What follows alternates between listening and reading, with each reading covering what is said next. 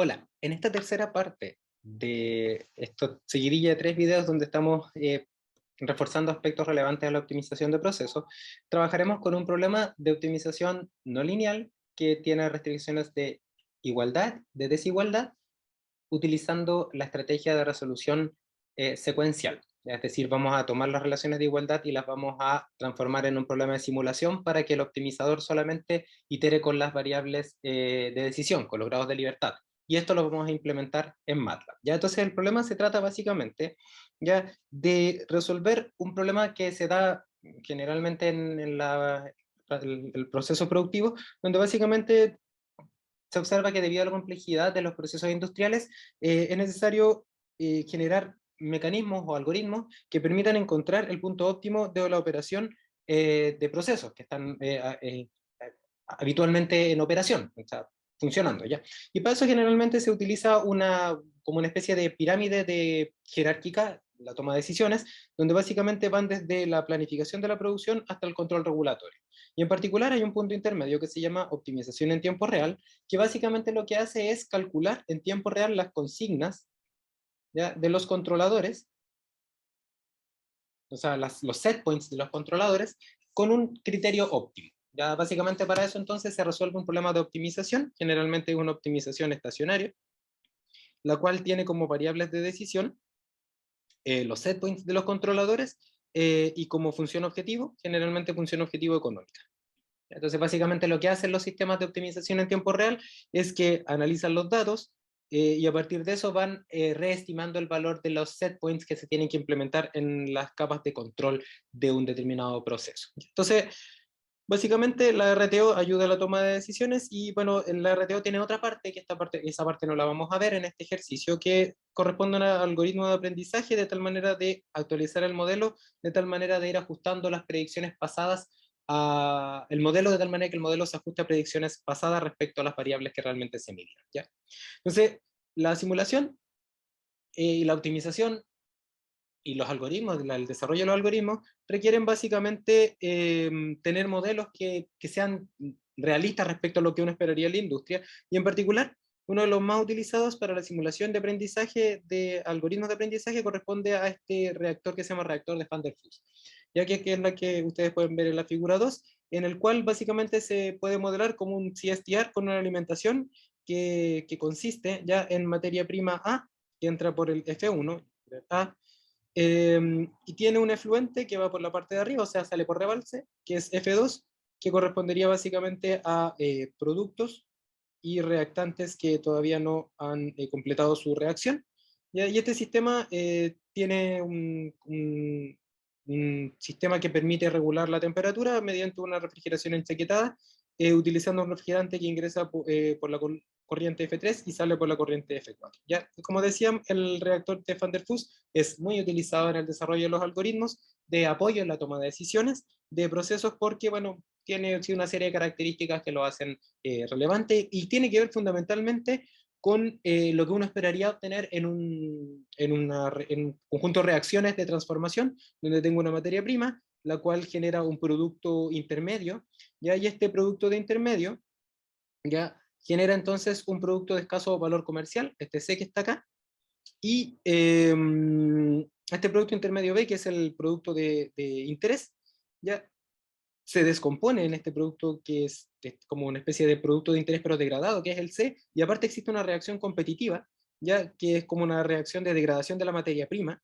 ya en un compuesto indeseado D. O sea, básicamente lo que uno espera observar en un proceso productivo es que la materia prima produzca un compuesto deseado, pero por supuesto también ese compuesto deseado se vaya degradando o que la materia prima también se degrade en otros compuestos. Entonces, básicamente, el objetivo es identificar las condiciones operacionales de tal manera, por ejemplo, que se maximice la producción de D, o que se minimice la producción de C y la producción de D.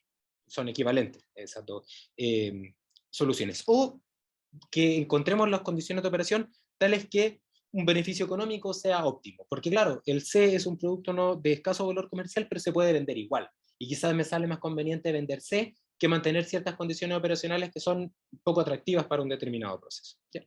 Entonces dice acá que la reacción 1 es endotérmica, ya mientras que la reacción 2 y 3 son exotérmicas. ¿Ya? Y el reactor se puede considerar con un modelo de flujo del CSTR que les había comentado en la página anterior.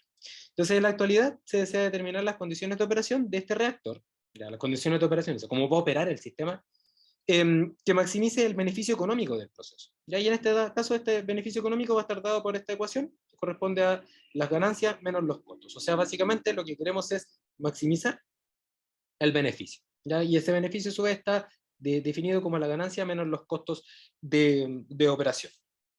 Y sujeto a las restricciones operacionales que se definen acá en esta tabla 3, ya donde básicamente tenemos que ciertos flujos, en este caso el flujo 1, el flujo de influente, está entre un límite mínimo y un máximo, ¿ya? Que el flujo de refrigerante también tiene un valor mínimo y un máximo, que la concentración en la corriente de salida tiene un límite máximo, no puede pasar ese valor que está ahí, ¿ya? Porque quizás como es un producto indeseado, si tenemos mayor concentración, tenemos un problema, por ejemplo, de contaminación, y implica que no podríamos botarlo quizás, o no podríamos utilizar nuestra planta de depuración. La temperatura de la corriente 2 tiene un límite máximo también, en este caso son 110 grados Celsius, producto, por ejemplo, de que es insegura una temperatura mayor, o se produce un efecto de flasheo en el influente por efecto de la presión de vapor, etc. Y básicamente el sistema está en operación, pero también vamos a observar que va a tener una variable que vamos a tener que obtener, que es el área de transferencia de calor, ya por lo tanto va a ser una especie como de operación y de diseño el problema, y que esta área de transferencia de calor pues, tiene como un valor máximo de, en este caso, 1 metro cuadrado. Es un reactor de escala, por ejemplo, laboratorio. Entonces tenemos estos son los elementos que tenemos. Entonces básicamente tendríamos que identificar entonces cada uno de los pasos que les comentaba en la tabla, la PPT, en el video, primer video donde básicamente teníamos estos elementos, donde básicamente para resolver el problema de optimización teníamos que identificar los elementos constituyentes del problema, el modelo, las restricciones de desigualdad y la función objetivo, hacer un análisis de grados de libertad y definir el método a utilizar, que para este caso en particular trabajaremos con el método de optimización secuencial. ¿Ya? Y finalmente hacer un análisis de resultados. Y acá ponen un 1' porque básicamente podríamos volver entonces a el punto inicial con otras condiciones luego del análisis. Entonces esa sería básicamente la forma de cómo vamos a trabajar. Entonces lo primero que habría que hacer sería identificar los elementos constitutivos del problema de optimización, y en particular en este enunciado ya se da la información respecto a la función objetivo, ya que queremos maximizar, que corresponde a la diferencia entre la ganancia, en este caso la ganancia entendida como la venta del producto B, o sea, sería el flujo de fluente del reactor multiplicado por su composición, para que entonces me quede en flujo de B, y esto multiplicado por el precio de venta. ¿Ya? Esa sería la ganancia, los ingresos por efectos de venta del producto B. Y como costos, tendríamos una composición de costos que estaría básicamente el costo A, que sería el costo de la materia prima, o sea, cuánto estoy gastando por unidad de tiempo de materia prima A para la producción. ¿Ya? Tendríamos también el costo de refrigerante, que sería cuánto estoy gastando en proveer del refrigerante ya en la operación.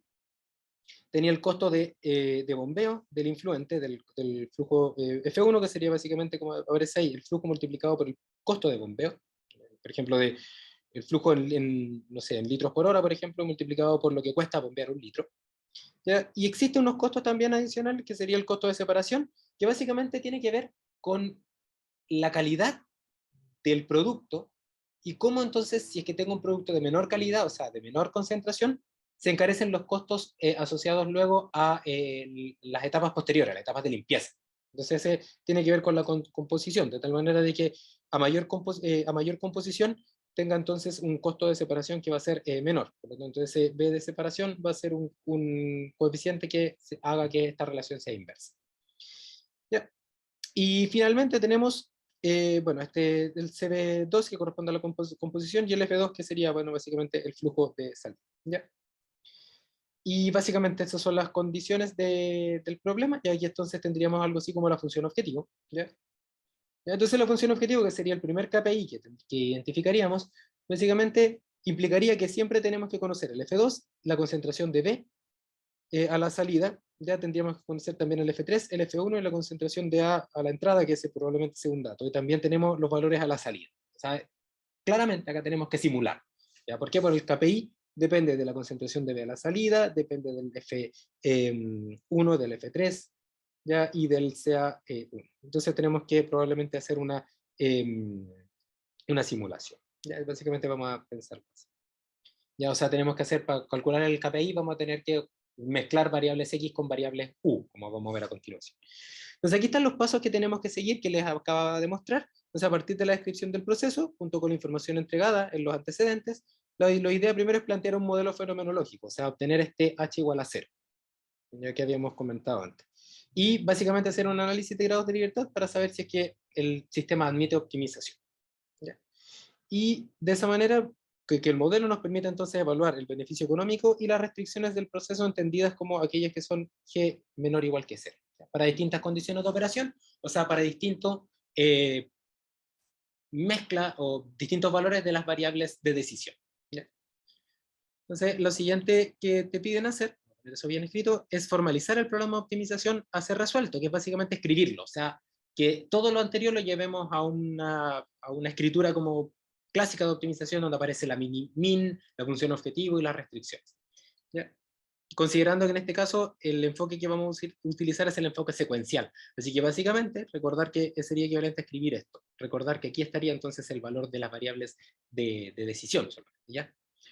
Y luego resolverlo, ya planteado en dos, utilizando este enfoque secuencial, utilizando la función fmincon de MATLAB como motor de cálculo. Y finalmente analizar los resultados en función de los multiplicadores de Lagrange, que fue lo que vimos en la clase de hoy 19, donde básicamente queremos evaluar el multiplicador de Lagrange asociado al área.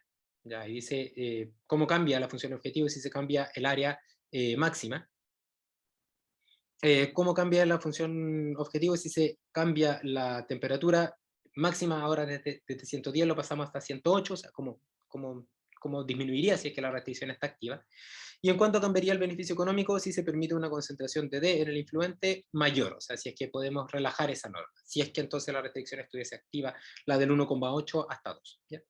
Tenemos algunos antecedentes adicionales que nos ayudan al modelo, ya que básicamente es si estiar, el refrigerante solamente retira calor latente, ¿ya? No hay calor sensible. Y la transferencia de calor puede ser modelada utilizando la aproximación de Chen para la diferencia de temperatura media logarítmica. Ya que esa información también es relevante porque vamos a tener que calcular en algún momento el área, y el área es U, el Q lo vamos a relacionar por U por A por LMTD. Entonces, en este caso, en vez de utilizar la clásica expresión de media logarítmica, se ocupa una aproximación que se llama aproximación de Chen, ¿ya? Donde básicamente estos delta T1 y delta T2, son las diferencias de temperatura entre flujo de proceso y utility, asumiendo un arreglo en contracorriente. O sea, flujo de proceso entra en el lugar donde el refrigerante sale. Bueno, y las cinéticas son cinéticas que están escritas, ya son modelos cinéticos que van a ser relaciones que son elementales, ya para las tres reacciones que aparecen, con una dependencia tipo Arrhenius para las constantes de reacción. Y ahí aparecen algunos términos relevantes, se puede asumir que la densidad es constante, y hay una notación que le están entregando, ¿ya? Hay unos valores que les entregan como datos, en este caso la concentración de A a la entrada, la temperatura de la corriente 1, o sea, la temperatura a la entrada, el volumen de la reacción, que son 10 litros, un reactor muy pequeñito, y la temperatura del refrigerante, que se asume como un valor constante. ¿Ya? Porque estamos a asumir que el refrigerante mantiene su temperatura, por lo tanto, eliminando solamente calor, o sea, utilizando entonces el cambio de fase para aquello. ¿Ya? Aquí están algunos parámetros que son relevantes. Ya aquí están las energías de reacción, ya en este caso endotérmicas y exotérmicas. Están los coeficientes de frecuencia. Están las energías de activación de las reacciones.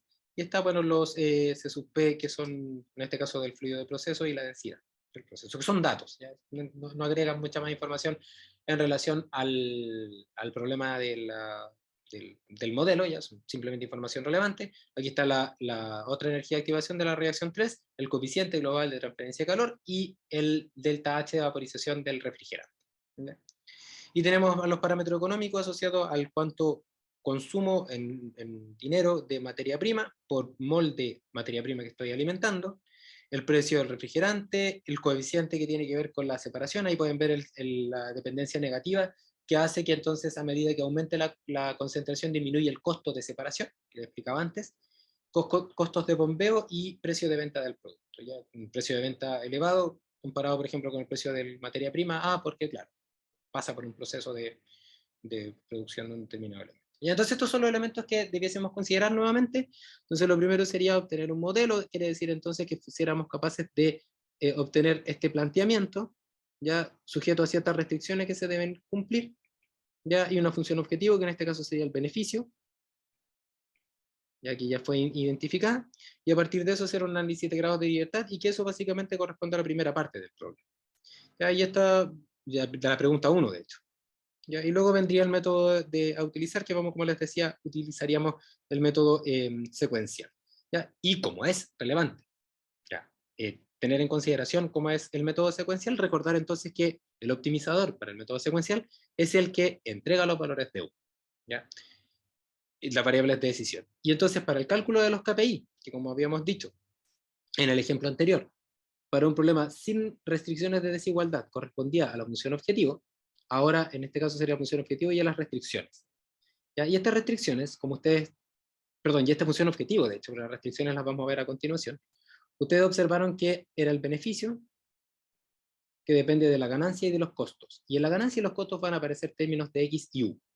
Eso implica que tenemos que construir, para poder implementar el programa de optimización, una función que simule para unos valores, como dice ahí, para unos valores de U y parámetros dados, el valor de X.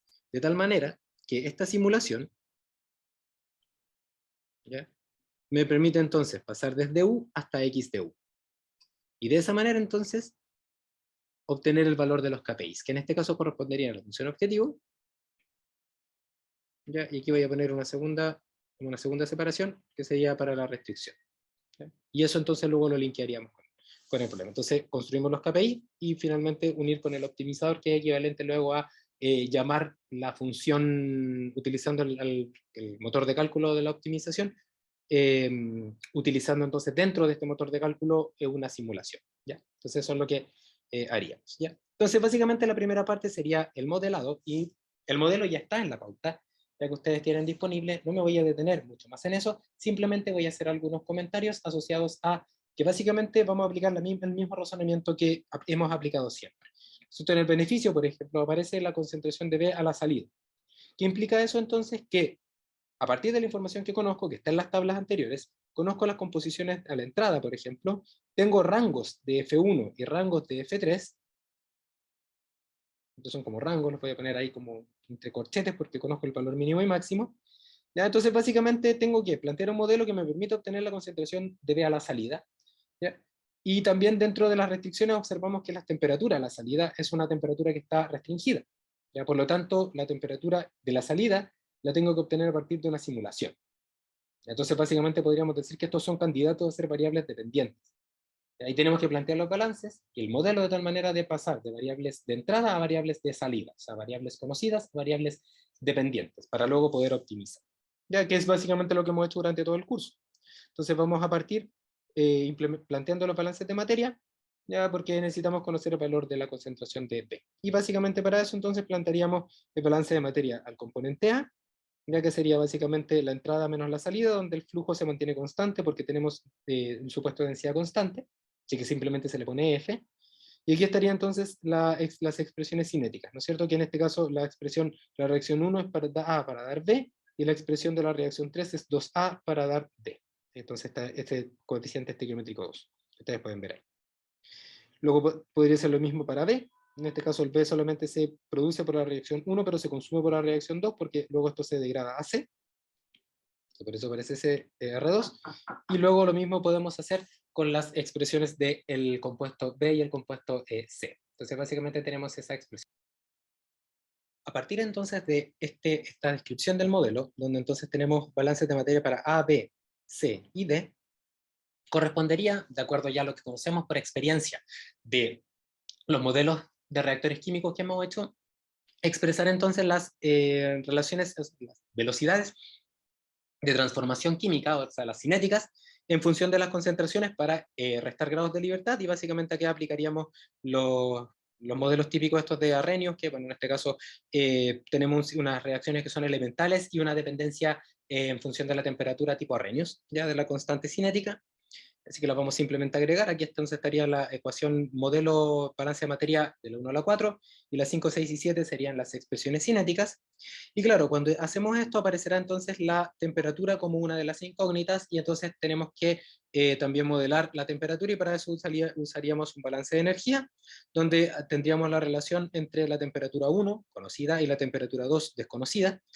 ¿Ya? Y básicamente aparecerían los términos de R1, R2 y R3, y aparecería el término del calor que se transfiere, ya que sería en este caso fue reemplazado por la ecuación de diseño directamente, y básicamente al utilizar la ecuación de diseño como para el calor, también el calor se puede igualar al término de el calor que entrega en este caso el refrigerante, que sería entonces el flujo de refrigerante multiplicado por el delta H de vaporización, el lambda de vaporización, ya entonces que está ahí. Y finalmente nos quedaría entonces como una variable extra que tendríamos que describir el LMTD, que el LMTD entonces lo relacionaríamos con esta expresión de Chen, que es una expresión que numéricamente es mejor portada que la original de media logarítmica, donde aparecería la temperatura de refrigerante a la entrada y a la salida del refrigerante, y a la salida del fluido de proceso y a la entrada del refrigerante, que sería la misma porque el refrigerante mantiene su temperatura.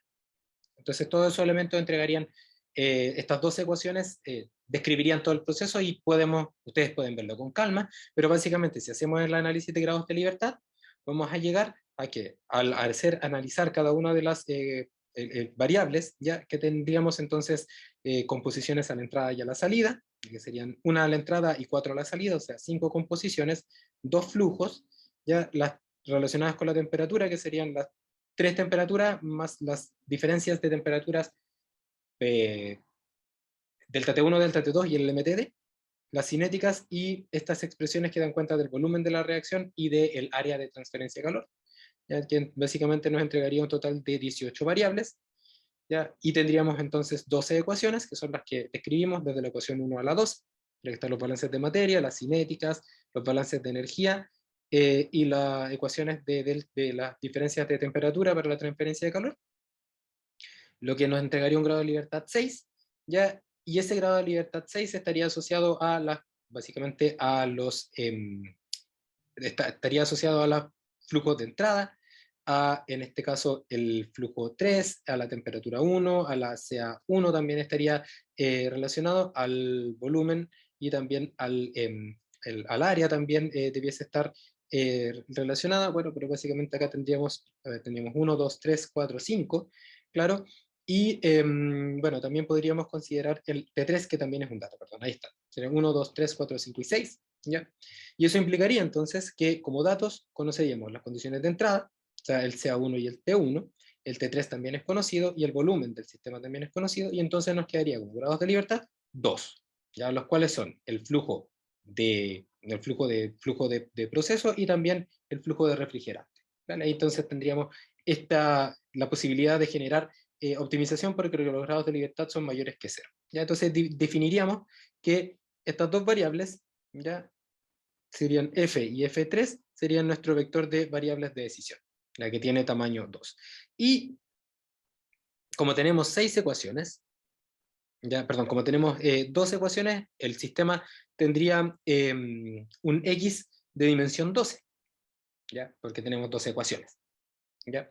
Pero básicamente acá podemos hacer algunos reemplazos, ¿ya?, definidos de la ecuación 1 a la 12, ¿ya?, donde básicamente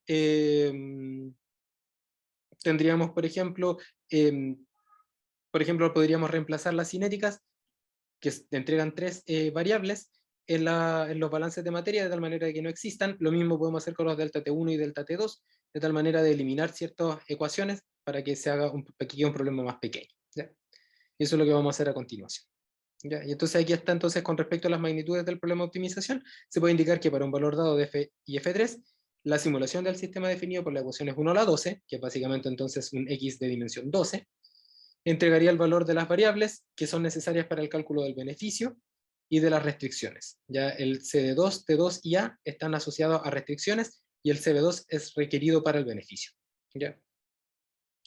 Ahora, el problema de optimización, ¿cómo lo plantearíamos? Ya que sería la segunda parte. Básicamente lo formalizaríamos de esta manera. O sea, tenemos maximizar el beneficio, que es equivalente a minimizar menos el beneficio, ¿Ya? Y en este caso, como es un problema secuencial el que vamos a resolver, entonces las variables de optimización son solamente los grados de libertad. Y las variables dependientes quedarían en función de las variables de decisión. ¿Y cómo sería esa dependencia? Esa dependencia sería asociada a la ecuación 1 a la 12. ¿Ya? De esta manera, entonces, para un valor de F1 y F3, usaríamos la simulación entre la ecuación 1 y la 12 para obtener un X que estaría compuesto, si utilizamos esas 12 ecuaciones, por CA2, CB2, CC2, CD2, ahí estarían las 4 composiciones, ya R1, R2 y R3, ahí estarían, quedarían en 7, T2, ¿no es cierto? Que también sería una incógnita dentro de las variables que hemos mencionado, ¿no es cierto? Que también aparecería, perdón, aparecería también dentro de las, perdón, estoy acá, el delta T1, ya el delta T2, el L, M, TD, ¿no es cierto? Que serían 1, 2, 3, 4, 5, 6, 7, 8, 9, 10, 11, y la última expresión que faltaría por identificar sería en este caso la expresión del área. El área también es la otra variable que queda ahí dando vueltas, que serían las 12 variables. ¿No es cierto? Pero, por ejemplo, de las ecuaciones puedo observar que de la ecuación 5 a la 7, las cinéticas son explícitas de las concentraciones y la temperatura. Por lo tanto, puedo eliminar 3 ecuaciones y 3 incógnitas. Entonces el sistema ya no es de 12, sino que sería de 9, ¿ya? Porque eliminé las cinéticas, porque reemplacé las ecuaciones cinéticas en las distintas ecuaciones, ¿ya? Que ahí aparece. Y las ecuaciones 10 a la 12, o sea, 3 ecuaciones más, ¿ya? Que serían las ecuaciones 10 a la 12, que serían aquellas que definen el LMTD, el delta T1 y el delta T2. O sea, básicamente tomo todas estas expresiones y las reemplazo acá, acá, y lo mismo hago con las cinéticas y las reemplazo en los balances de energía y en los balances de materia por componente.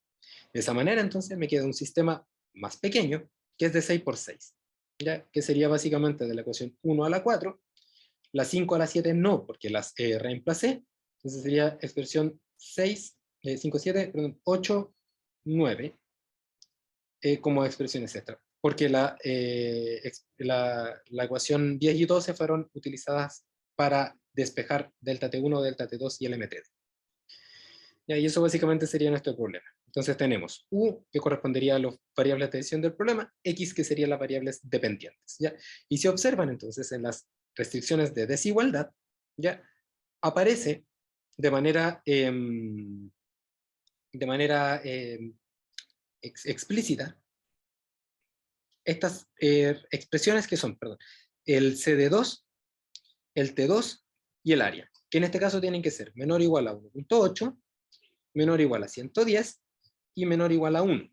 ¿Ya? Que si observan estas expresiones, ya de la temperatura, del área y de la composición de salida, son restricciones en la variable dependiente X. ¿Ya? Entonces son de esta manera, son así, g de x de u menor o igual que 0. Por lo tanto, para su cálculo requiere una simulación intermedia. Lo mismo que para el beneficio. El beneficio aparece la concentración de B a la salida, CB2, y esto es parte de las expresiones del vector X. Por lo tanto, para calcular el beneficio, requiero entonces obtener X de U para cada iteración. ¿Ya? Y ese es el problema de optimización que vamos a resolver, ¿ya? El cual de manera esquemática está representado de esta forma, que luego vamos a ir viendo paso los elementos que lo constituyen. ¿Ya? Entonces, básicamente, ¿qué vamos a tener? Vamos a tener una función principal que básicamente se va a encargar de definir datos, ya de definir los elementos relevantes de la optimización, y vamos a llamar a la optimización. Y lo vamos a llamar utilizando esta función que se llama fmincon. ¿Ya? Entonces la función fmincon es una función de MATLAB que aparece, que está planificada, está pensada para resolver este tipo de problemas de optimización. ¿Ya? Donde ustedes pueden ver que es minimizar una función objetivo manipulando a la variable x. ¿Ya? Eso quiere decir entonces que para nuestro caso, ¿ya? Si estamos trabajando con un método secuencial de optimización, sería min u de la función objetivo f, que en este caso es de x de u, coma u. Y sujeto, por supuesto, en este caso no tenemos restricciones de desigualdad e igualdad lineal, no existen relaciones asociadas a que se pueden expresar de esta forma, a U igual a B, porque es lineal respecto a la variable de decisión, ¿ya? Sujeto a un modelo, ya que sería así, igual a 0, y como vamos a trabajar con un método secuencial de optimización, entonces no existe esta restricción de igualdad. ¿Por qué? Porque esta restricción va a ser reemplazada con un método de simulación intermedio, y con un g, que en este caso g de x de u, menor o igual que 0. ¿Ya? Y donde en este caso tenemos que el u va a estar entre un valor bajo y un valor alto. Ya, eso básicamente es lo que vamos a hacer. Entonces, para este problema, vamos a definir, vamos a utilizar el FMINCON, y bueno, tiene una sintaxis que es bastante, bueno, puede ser compleja, pero es siempre igual. Donde el primer término, ya cuando uno llama a la función FMINCON, es la función donde se calcula la función objetivo. ¿Ya? Y si ustedes observan, ya la sintaxis es muy similar, donde se pone en el arroba la variable de optimización, en este caso la variable u. ¿Ya? Entonces la función objetivo depende de u. ¿Ya? Aquí tenemos los valores del u0, acá estarían los elementos asociados a los elementos lineales respecto a u, límite inferior y superior de u, aquí estaría el ulow, uup, y aquí estaría la función que calcula g de x de u menor o igual que 0, o sea, las restricciones de desigualdad que son no lineales, o sea, que representan una relación no lineal respecto a las variables de decisión del problema de optimización, o sea, respecto a F1 y a F3 en este caso, ¿ya? Que son las restricciones no lineales con la variable U en este caso, porque es la variable de optimización. ¿Ya? Y claro, ahí está básicamente todo lo que hace cada uno de los elementos. Por ejemplo, cómo se ve la función objetivo. Si la vemos básicamente, admite el valor de U, de la variable de optimización, y entrega, como resultado, tiene que entregar de manera obligatoria la función objetiva evaluada en el valor que está iterando el optimizador. Entonces, todos los cálculos que hay intermedios son entonces para pasar de la variable de la iteración késima que está proponiendo el optimizador en el KPI de la función objetivo. ¿Ya? Entonces, básicamente, por ejemplo, si en este caso estamos pensando en el beneficio, por ejemplo, aparece el término del costo por bombeo, ya que sería asociado al F, por ejemplo, F1 por el PPAM, ya que sería como el costo, ¿no es cierto? Y en este caso Lucio, si recuerdan, tiene el F1 y tiene el F3. O sea, básicamente el beneficio depende de variables U solamente. Pero también dentro del beneficio está la composición del B a la salida, la cual no es una variable de decisión, es un X en función de U, es una variable dependiente. Por lo tanto, para calcular el beneficio, yo voy a tener que generar una simulación intermedia que me permita entonces, para un valor de U dado, de F1 y F3 dado, conocer el vector de X, ya que para calcular la función objetivo requiero conocer en cada iteración la composición de B a la salida. ¿Ya? Y esa va a ser una simulación que está dentro de los pasos del método que les había comentado, que lo vamos a ver en un momento. Ya esta función objetivo también tiene como un argumento opcional si yo quiero calcular, si yo quiero entregarle al optimizador los gradientes, ya que tendría que calcularlos a mano, y se calcularían de esta manera, donde eso lo vamos a dejar como no lo vamos a considerar. Y en el caso de la restricción de la otra función que es necesario implementar, que sería el penúltimo argumento, ya que se llama const, ya básicamente es una función que para un valor de la variable de decisión u, késimo, lo que va a entregar es el valor de las restricciones de desigualdad, ¿ya? Tal que cuando sea factible esto tiene que ser menor o igual que 0, ¿ya? Y el segundo argumento que te tenemos que entregar es el h, que serían las restricciones de igualdad, ¿ya? Si es que no hay restricciones de igualdad, entonces simplemente uno le pone este corchete vacío. Y en este caso lo vamos a tener que hacer. ¿Por qué? Porque como vamos a trabajar con un método de optimización secuencial, entonces vamos a, conocido el valor de u, igual que en el caso de la función objetivo, u de k, vamos a simular, vamos a despejar el h para obtener el x de u de k. Y con eso entonces vamos a construir las tres restricciones de desigualdad. La restricción con respecto al CD, la restricción con respecto a la temperatura a la salida y la restricción del área, menores o iguales a un valor máximo. ¿Ya? Y eso es lo que vamos a hacer en MATLAB. ¿Ya? Entonces, básicamente es el objetivo que vamos a implementar. Y bueno, las opciones ahí les dejo a ustedes pueden jugar. pero básicamente lo más relevante es que si en el FMINCON, ya, en este caso el FMINCON es el que me interesa, tiene la posibilidad de escoger distintos algoritmos de optimización, y el que viene por defecto es el método de punto interior, ya que es el que pueden ustedes trabajar en adelante. ¿Ya? Entonces, eso es lo que vamos a hacer, y entonces ahora me voy a pasar a MATLAB para ir viendo los distintos elementos. Sí, antes de eso, volver a repetirles los pasos que debiésemos seguir ahora. Y entonces vamos a, tenemos simulado el modelo, perdón, tenemos hecho un análisis de grados de libertad, y el modelo también. Aquí identificamos entonces que U representaba ya el valor de F1 y F3, ¿ya? Y que X era un vector que tenía CA, CD, CC y CD a la salida, ¿ya? También teníamos T2 a la salida y también teníamos el área, ¿ya? Y teníamos un modelo que estaba compuesto por 6 ecuaciones, donde teníamos balances de materia por componente, por 4, y balance de energía por 2. Y eso entonces daba un sistema de 6 por 6. ¿Ya? Y este sistema entonces H lo íbamos, como implementamos el método secuencial, íbamos a simular. Entonces eso es lo que vamos a hacer acá. Entonces en la simulación entonces vamos a tener que simular un modelo, y eso implica entonces que vamos a tener que generar un F-test, ¿ya? Que básicamente reciba valores de U, ¿ya? De F1 y F3, que entonces itere el valor de X, o sea, los 6 elementos desde el CA hasta el CD, T2 y área, ¿ya? Y, que por y los parámetros, por supuesto, ¿ya? Y luego lo que vamos a hacer es que vamos a usar un FSOL para simularlo, ¿ya? Y entonces obtener el valor de X solución para un valor de F1 y F0 que vaya iterando el optimizador. Y eso va a ser entonces la simulación. Y esta simulación la vamos a utilizar para construir los KPIs, que básicamente es aplicar esta simulación en la función objetivo y en las restricciones. Y luego resolvemos el problema uniéndolo con el optimizador. Entonces estos son los pasos que vamos a seguir. Entonces a continuación me voy a cambiar al MATLAB y vamos a ir viéndolo uno a uno.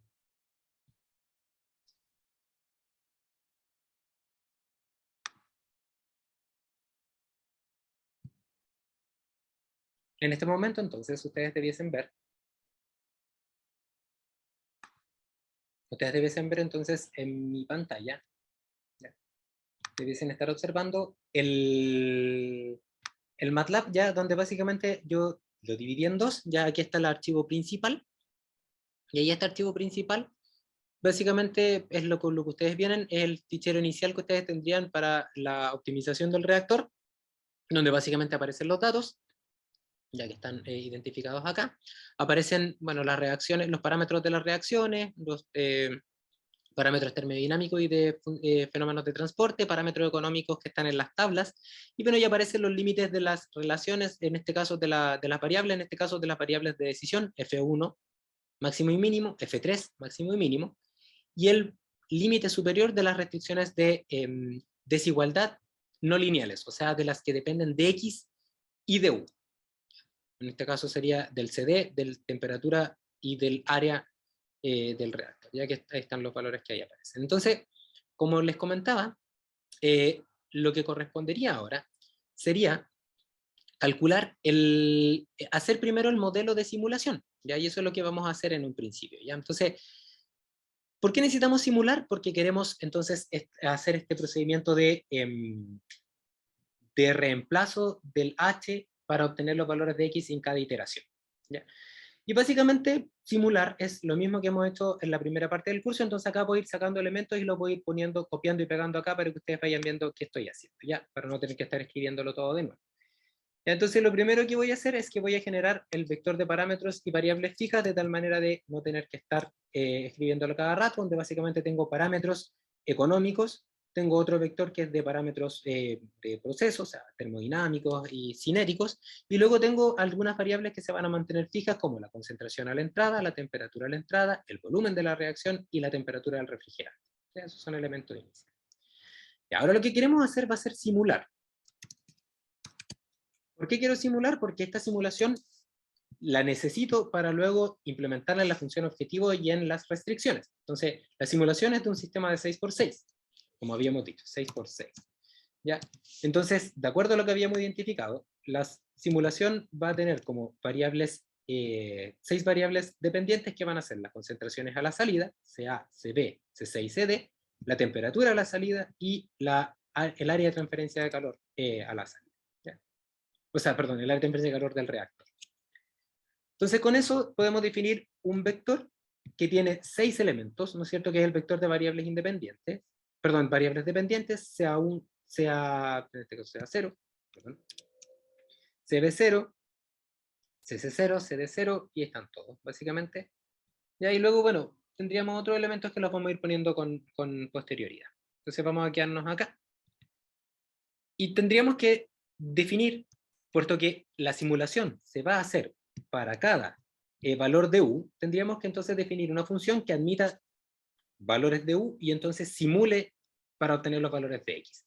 Entonces para eso lo que vamos a hacer, lo que aparece acá, es básicamente definir un valor de U para poder probar la simulación que vamos a hacer. En este caso, si se fijan, lo que se hizo fue generar un vector con los valores mínimos de las variables de decisión, con los valores máximos de las variables de decisión, y a continuación se generó un valor de F1 y F3 para probar en una simulación, que va a ser el promedio entre el valor mínimo y el valor máximo, ya, del el F1 y el F3. Y eso simplemente es porque, bueno, porque hay que partir de algo, porque lo que estamos haciendo acá es la primera parte, simular. Es un sistema de 6x6, porque esa simulación va a estar en la función objetivo. Entonces, una vez que lo tenemos, lo que tendríamos que hacer es simular un modelo, el modelo del reactor de Van der Waals. ¿Ya? Entonces, el modelo también está dentro de los archivos que ustedes tienen. Ya ahí sería el modelo del reactor de Van der Waals. ¿Ya? Entonces, el reactor de Van der Waals, ¿ya? Tiene básicamente 3 variables. Tiene una variable C, que es el variable de las variables dependientes, que sería en el mismo orden en el cual yo puse los iteradores iniciales acá. CA, CB, CC, CD, temperatura y área, ahí están. CA, CB, CC, CD, temperatura y área, que son las variables dependientes. También necesita el valor fijo de las variables de decisión, F1 y F2, y aparte, bueno, necesita algunos parámetros, ya que están ahí dados. Entonces, ¿qué es lo que hace esta función? Es una función que vamos a usar en el FSOL, o sea que va a iterar con los valores de la primera variable para unos valores de U fijo, que luego son los valores que va a iterar el optimizador. Entonces, con el valor que está iterando, calcularía primero las constantes cinéticas, ¿cierto? A partir de eso, las cinéticas las reemplazaría en los balances de materia por componente, y también haría lo mismo con el delta T1, delta T2 y el LMTD, ya que son valores que básicamente ya observamos. O sea, todas estas ecuaciones están ya descritas. Entonces, es un sistema, fíjense, de 6x6, donde tengo los balances de energía y tengo los balances de materia por componente, que son un sistema de 6x6. Entonces, básicamente lo que haría sería ese modelo, ¿ya? Cuando si ustedes recuerdan, antes de simular lo que hacíamos era generar un F-test, ¿no es cierto? Que lo que va a hacer es evaluar si ese modelo es el correcto, ¿ya? Entonces voy a llegar hasta acá, voy a poner save. Y básicamente simplemente lo que haría hasta acá es evaluar que el modelo que yo tengo simplemente evalúa la función, ya no tiene por qué resolverla, y de hecho no lo resuelve, porque para que lo resuelva, la salida de este modelo tiene que ser igual a 0. ¿Ya? La gracia está ahora que vamos a simular. Y para simular entonces vamos a ocupar el FSOL. Entonces vamos a copiar aquí y vamos a poner FSOL. Entonces, ¿qué voy a hacer ahora? Este modelo lo voy a simular. ¿Ya? ¿Por qué lo voy a simular? Porque luego esta simulación la voy a trasladar a el cálculo de la función objetivo cuando ya optimice. Entonces voy a ponerle pausa, le voy a poner RAM, perdón, y vamos a ver qué pasó. Dice, la ecuación se resolvió, ¿ya? Y básicamente con los iteradores iniciales que yo me di, obtuve una solución, y esa solución, X0 solución, serían estos valores que están acá, donde tendrían las composiciones, temperatura y área. ¿Ya? Básicamente ahí estarían concentración A, B, C, D, temperatura y área de transferencia de calor, porque ese era el orden en el cual habíamos definido el X. ¿Ya? Entonces, esta simulación, lo único que está haciendo, toda esta parte es para probar una simulación, pero todavía no hemos llamado a la optimización. Entonces, para llamar a la optimización, lo que tendríamos que hacer, de acuerdo a este punteo, que pueden revisarlo con calma, es construir, ya construimos el modelo y ya lo simulamos, y ahora lo que hay que hacer es generar los KPIs. que básicamente en este caso corresponden a dos: la función objetivo y la función donde se calculan las restricciones de desigualdad, menor o igual a 0, no lineales. Entonces básicamente eso se puede hacer en otro archivo, y ahí ese archivo en este caso se llama función objetivo. La voy a copiar y la voy a pegar y vamos a ir bien. Entonces esa función objetiva se llama función objetivo VDV C2. Y básicamente está acá, la voy a abrir para que la veamos. Sería esto, fíjense. Es una función que necesita valores de las variables de decisión, de otros elementos, y lo que va a hacer es que va a calcular el beneficio. ¿Cómo lo va a calcular? Voy a abrir entonces la función beneficio. Lo va a calcular, si se fijan, en función de, acá aparece, necesitamos calcular. Para calcular el beneficio necesitamos conocer los valores de X, ¿ya? Que en este caso en particular van a ser F1, FK, que representaría si no me equivoco, el refrigerante, la composición de CB, o sea, la composición de B a la salida, y el CA0, que sería la composición de A a la entrada, porque esos elementos se necesitan para el cálculo de la función beneficio. Y aparte necesito los parámetros económicos, que están acá. Entonces, para poder utilizar esta función beneficio, necesito conocer variables de decisión y variables dependientes, más el vector de parámetros. Y con eso entonces calcularía la ganancia, los costos y finalmente obtendría el beneficio. Si me devuelve la función objetivo, para llamar a la función beneficio, primero tengo que transformar, ya, en este caso, el U óptimo, el U optimización, que es básicamente la función, o sea, perdón, el F1 y el F3, en el vector X, donde aparece la concentración de B a la salida, la temperatura y el área. Ya, entonces eso es lo que vamos a hacer y lo voy a revisar paso a paso.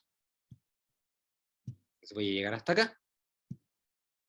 Voy a llamar a la función objetivo. Y fíjense que para llamar a la función objetivo requiero entregarle yo los valores del F1 y el F3. Requiero entregarle, y el resto son parámetros. ¿Ya? Y requiero entregarle en este caso un X0, y ese X0 lo necesito porque voy a tener que simular dentro de la función objetivo, como van a ver. Entonces voy a poner un step in para que ingrese la función objetivo. Entonces tengo acá F1 y F3, las variables que van a mantenerse fijas, los parámetros del problema, y el X0 que representaría el iterador inicial para el F-sol. Entonces acá lo que hago es armar otro vector, y fíjense que lo que voy a hacer es, voy a resolver el problema del reactor de Van der Fuss, tal como lo hice en el main, acá, que necesitaría el X0, el U y el A, pero fíjense que en este caso el U lo puse con un valor de U0, en cambio ahora el U ya no va a ser el U0 precisamente, sino que un valor que puedo manipular, que puede manipular en este caso el optimizador, y lo va a hacer, como vamos a ver en un momento. Entonces aquí, dentro de la función objetivo, recibo el valor de U, y aquí hago la traducción.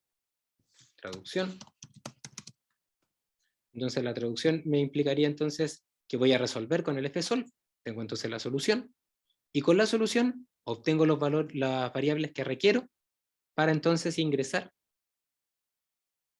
a la función beneficio, la cual básicamente, voy a poner un step in para que vean, me voy a meter ahora acá a la función beneficio, y voy entonces a hacer el cálculo que les había comentado, porque ahora conozco flujo 1, flujo 3, que son variables de decisión, CB, que es una variable dependiente, que ya fue simulada con el F-sol, y el CA0, que es un dato. Entonces con esos valores calculo el beneficio, me queda ese valor, y entonces lo que haría ahora este problema sería devolverse a la función objetivo, porque ya conozco el beneficio, y ahora cuando lo multiplico por -1 obtengo la función objetivo, que quiero minimizar, o lo que es lo mismo, maximizar el beneficio. Y ahí saldría, y me iría entonces al main. Entonces básicamente acá lo único que hicimos fue construir el KPI ya de la función objetivo. Solo eso. Y lo mismo podemos hacer con las restricciones. Ahora la restricción de desigualdad. ¿Ya? Ahora, la restricción de desigualdad, vamos a verlo acá, está en otra función que se llama, que está acá, que se llama restricción VDV C2. Ya, esperen un momento, esto es, me voy a poner acá, voy a abrirla desde acá. Sería la restricción, acá está. Esta sería donde básicamente la forma de esta función es similar, fíjense. Se requiere el valor de u como variable de entrada, porque es la que va a iterar el optimizador. ¿Ya? En vez de ustedes darse los valores, ahora el optimizador es el que va a ir probando distintos valores, y dentro de la función vamos a tener la simulación para obtener los valores de x, ¿ya? Y con los valores de x, entonces los valores que requiero ahora de x van a ser el CD, porque el CD está restringido, la temperatura, porque la temperatura está restringida, y el área, porque el área está restringida. En este caso el CD es menor o igual a un CD máximo, el T es menor o igual a una temperatura máxima, y el área es menor o igual a un área máxima. O sea, la resta entre el CD y el CD máximo tiene que ser menor o igual que 0. Lo mismo para la temperatura y lo mismo para el área. Entonces con esos elementos construiríamos nuestro vector de G, que tiene que ser menor o igual que 0, y entonces lo entregaríamos al optimizador. ¿Ya? Y como les había comentado, este sistema no tiene restricciones de igualdad, porque las 6 restricciones de igualdad han sido resueltas en este F-sol. Por lo tanto, no es necesario poner estas restricciones de igualdad, porque siempre se van a cumplir para todas las iteraciones. Entonces no es necesario. Entonces volvemos a hacer el mismo ejercicio. Voy a ponerle run. Ya voy a ponerle continue para que continúe. Y en este caso, bueno, básicamente va a salir. Vamos a ponerlo acá mejor. Vamos a hacerle run de nuevo. Dale, y ahí estoy. Entonces ahora voy a entrar a las restricciones. Ya, y si observan, acá va a ser lo mismo. Tengo la función, las variables de decisión, tengo las variables fijas, tengo los parámetros, tengo este iterador inicial que lo necesito para simular dentro de la función objetivo. Y entonces, para un valor de u dado, simulo, obtengo los valores de x, o sea, hago la traducción nuevamente, igual que el caso de la función objetivo, pero ahora esta traducción lo voy a usar de manera distinta. ¿Por qué? Porque ahora en vez de calcular el beneficio, voy a construir el vector de restricciones de desigualdad. Con esto entonces tendría dos salidas G, que es un vector que cuando sea factible todas tienen que ser menor o igual que 0, por lo tanto para este caso, por ejemplo, el UOP que me di es factible, tanto desde el punto de vista de la desigualdad como de la igualdad, porque yo resolví el problema, y por lo tanto H se cumple que es igual a 0, y entonces me voy al main y salgo. Y aquí el main tiene dos salidas, tiene el G y el H que es vacío. Lo voy a poner. Entonces, tomando en cuenta que ahora tenemos construidos los KPI, lo que faltaría sería hacer este link, unir todo. ¿Ya? Y para eso entonces, vamos a hacer nuevamente, voy a utilizar la llamada a la optimización que ya está, y, bueno, y ahí lo vamos a ir probando qué pasa. Para el main, entonces ahora voy a llamar a la optimización. Entonces cuando llamo a la optimización, utilizo las funciones min-con, porque tengo restricciones, y en el primer argumento sería la función que calcula la función objetivo. ¿Ya? Y dentro, como les comentaba, de ese cálculo va a estar la simulación. Como ya les expliqué, para poder calcular el beneficio necesito simular, porque necesito conocer valores de X. Y el optimizador solamente va a iterar con los valores de UOPT, ¿ya? Del F1 y F3. Y lo mismo para las restricciones. Ya requiero entonces, voy a iterar con las variables decisión U, y el problema va a ir iterando. ¿Ya? Entonces va a ser el mismo procedimiento que les acabo de mostrar, partiendo con el valor inicial, o sea, con este que probamos inicialmente, y va a ir moviéndolo entre un valor mínimo y máximo que está dado por estos dos vectores. Y va a terminar cuando el sistema cumpla las condiciones necesarias de optimalidad. Entonces lo vamos a poner hasta acá ahora, ¿ya? Para que itere. Entonces vamos a salir de acá para que no tengamos que... Y ahí estoy acá. O sea, básicamente voy a entrar a la función objetivo y todo eso. Entonces fíjense que el primer valor que obtiene, el primer valor que va a probar es el valor del óptimo, el UOP 0. ¿Ya? Entonces me voy a ir a la función objetivo, le voy a poner que pare cada vez que pase por ahí. Entonces paro ahí. Esa es la primera parada que hace y prueba con el primer iterador inicial. Y obtiene esta función objetivo que es la que va a salir. Pero como este es un problema que tiene restricciones, antes de actualizar va a preguntarse si el valor de la función de los iteradores que yo me di hacen que el problema sea factible. Y lo es, porque tengo Gs que son menores o iguales que 0. O sea, yo entregué un valor que asegura factibilidad. Entonces, ¿qué va a hacer el sistema ahora? Va a calcular las derivadas para actualizar el U óptimo, o sea, el F1 y el F3. Entonces, vamos a ver. Dice que antes era 17,5 y 1, y ahora es 17,75 y 1,00000. Eso es porque va a calcular derivadas utilizando diferencias finitas. Entonces va a volver a calcular la función objetivo y entonces a continuación va a calcular una derivada. Va a hacer lo mismo con g. Aquí está, fíjense, con el UOP, que sería 1,00000. O sea, hizo una perturbación, el F3. Ahora va a ser lo mismo, pero con el 17,75, ahora va a ser, el F1 también lo va a iterar, y va a ser lo mismo con el valor de g. Y entonces a partir de eso calcula la derivada, y hace un paso de optimización, o sea, actualiza el valor de U, o sea, de F1 y F3. ¿Ya? Y comprueba si es que los valores que se dio son factibles o no. Por ejemplo, ahora en la siguiente iteración esto es infactible, ¿ya? Y en la siguiente iteración este valor es mejor que el valor anterior. Entonces ahí va haciendo la actualización utilizando el método, en este caso, método, porque por defecto es el método punto interior, y esto lo va a resolver de manera iterativa, calculando distintas derivadas, va a ir saltando entre la función objetivo y las restricciones, calculando los valores y armando derivadas, hasta que entonces encontremos la solución, que puede no encontrarse, porque es un problema que es más complejo, como le explicaba. Simplemente acá dice local minimum found that satisfies the constraints. Eso quiere decir entonces que para el valor de F1 y F3 que probó, se cumplen las condiciones necesarias de optimalidad.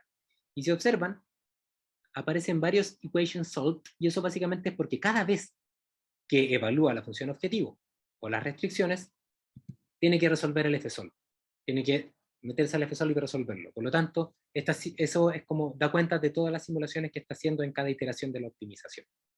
¿Ya? Entonces con eso tendríamos la optimización y obtendríamos la solución. En este caso la solución de este problema de optimización sería la salida, que es el primer argumento, que sería el UOP. ¿Ya? En este caso el UOP sería, para este problema de optimización, sería el flujo en 20, el flujo 1 y el flujo de refrigerante en 0,99. Esos son los valores que entrego. Ya, si quieren saber cuál es el beneficio, sería la función objetivo, pero por menos 1, ¿no es cierto? Porque básicamente estoy maximizando el beneficio, o minimizando menos el beneficio, por lo tanto ahí aparece menos 2,93, por lo tanto el beneficio sería 2,9033. ¿Ya? Y básicamente con esos elementos podrían entonces hacer el análisis de la siguiente parte, que dice que bueno, hay que hacer luego un análisis en relación a los multiplicadores de Lagrange. Ahora, ¿qué es relevante de esto? Como este problema está hecho de manera secuencial, ya, los valores que obtengo son solamente el valor de las variables de decisión en el óptimo. Si yo quiero conocer el valor de X en el óptimo, tengo que tomar esa información y volver a simular. Y aquí lo voy a simular. O sea, una vez que tengo el U óptimo, ya lo que tendría que hacer es meterme con el F-sol, igual como lo hice con la función objetivo, por ejemplo, y entonces estimar los valores de X en U óptimo, porque esos valores están dentro de la función objetivo. Yo no soy capaz de acceder a ellos. Entonces, básicamente eso se puede hacer de esta manera. Voy a poner step para que avance. Aquí va a ser la optimización, se va a demorar un poco, ya porque está iterando. Y cuando termine de iterar, lo que vamos a hacer es que vamos a encontrar el U óptimo, ¿ya? Y lo que vamos a hacer es tomar ese U óptimo y lo vamos a utilizar para simular y así obtener el X evaluado en el punto óptimo, o sea, la concentración de A, B, C, D en el valor de los flujos óptimos, la temperatura y el área. Y fíjense qué es lo que pasa. La concentración es 1,8, era el límite máximo, la temperatura es 110 en el límite máximo también, y el área no está en el límite máximo. Eso quiere decir que la restricción de la concentración y la restricción de la temperatura a la salida están activas, ¿ya? ¿Y eso cómo lo puedo identificar? También notando que dentro de las salidas del F-Lincoln yo saqué una salida que es mu, ya que es la primera, segunda, tercera, cuarta, quinta salida, ¿ya? Y si ustedes la ven, mu le voy a poner, es una estructura que entrega todos los multiplicadores de Lagrange. En particular a mí me interesa el multiplicador de Lagrange de las restricciones de desigualdad no lineales. Para acceder a él sería mu.inec non-lim. Y ahí están. Y están en el mismo orden de las restricciones de desigualdad. O sea, si ustedes recuerdan, la primera restricción de desigualdad era el de la concentración menor o igual a la máxima. segundo de la temperatura y tercero del área. Y si ven, el primer multiplicador de Lagrange es un valor mayor que 0, el segundo es otro valor mayor que 0 y el tercero es 0. La primera restricción está activa. De hecho, la primera restricción es del CD óptimo, CD óptimo, perdón, es 1,8, está activo. El segundo es la temperatura óptima, que es 110, que es el segundo multiplicador de Lagrange, de la segunda restricción, y el AR óptimo, que es el valor que es menor a 1, por lo tanto tengo un multiplicador de Lagrange 0, lo que implicaría entonces que no está activa la restricción. ¿Ya? Y con esos elementos ustedes podrían entonces contestar las preguntas de la pregunta 4, que es el uso de los multiplicadores de Lagrange, ¿ya? Donde básicamente, tomando en cuenta que te están preguntando en este caso, ¿qué pasa si es que para el primer caso es el área? En este caso te dicen la nueva área máxima disponible es de 1,1, tomando en cuenta que el óptimo, ya voy a anotarlo y lo voy a ir evaluando.